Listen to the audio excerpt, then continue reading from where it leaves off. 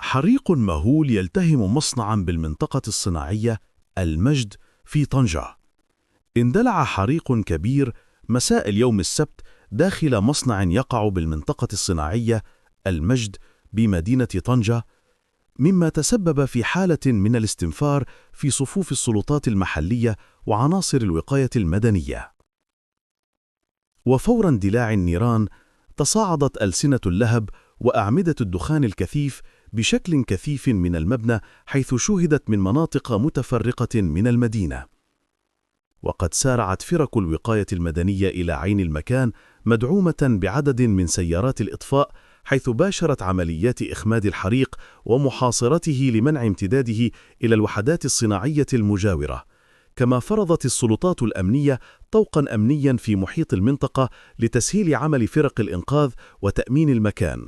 وفيما تتواصل جهود السيطرة على الحريق، لم يتم الإعلان رسمياً بعد عن وجود خسائر، بينما تشير المعاينات الأولية إلى أن الحريق قد تسبب في خسائر مادية جسيمة في هيكل المصنع ومحتوياته. وقد فتحت السلطات المختصة تحقيقاً عاجلاً لتحديد أسباب وملبسات هذا الحادث. لم نتوصل بأي معلومات عن سبب هذا الحريق.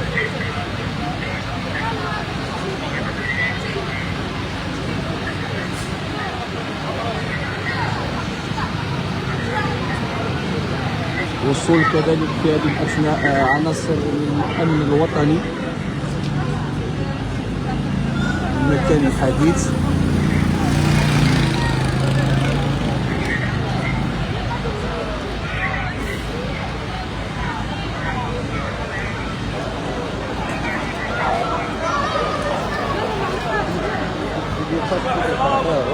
السبب ديال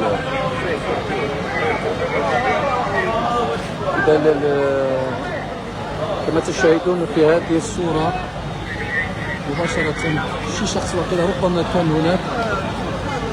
نتمنى حفظ الله سبحانه وتعالى هذا التكليف. هذاك راه خدام هذاك راه خدام تبارك الله.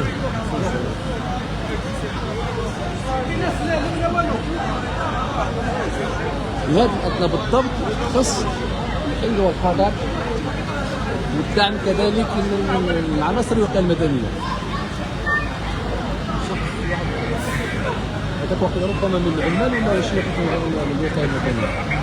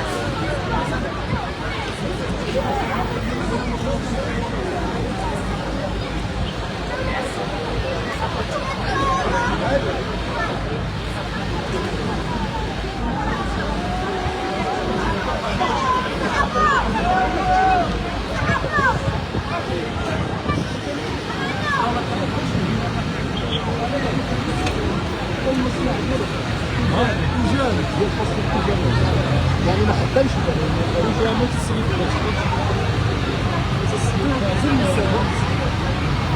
كامل الناس اللي هم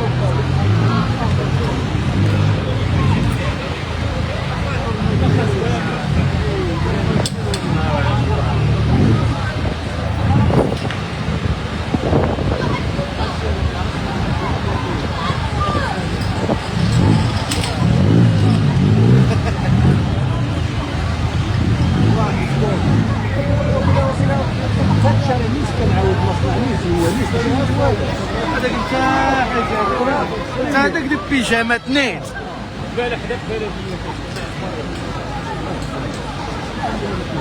هذه الشركه تاع الشباب هذه معروفه حتى هو بيجامات كيخدم كوكتيل داكشي ديال السواقي كامل كيخدم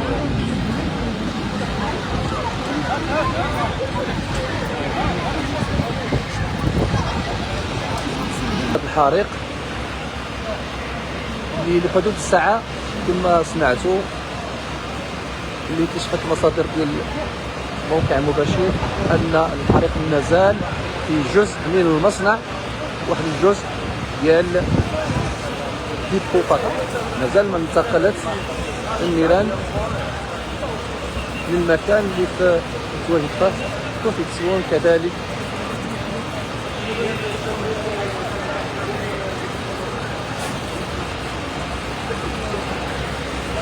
نذكر أن المصنع خاص بالبيجامات.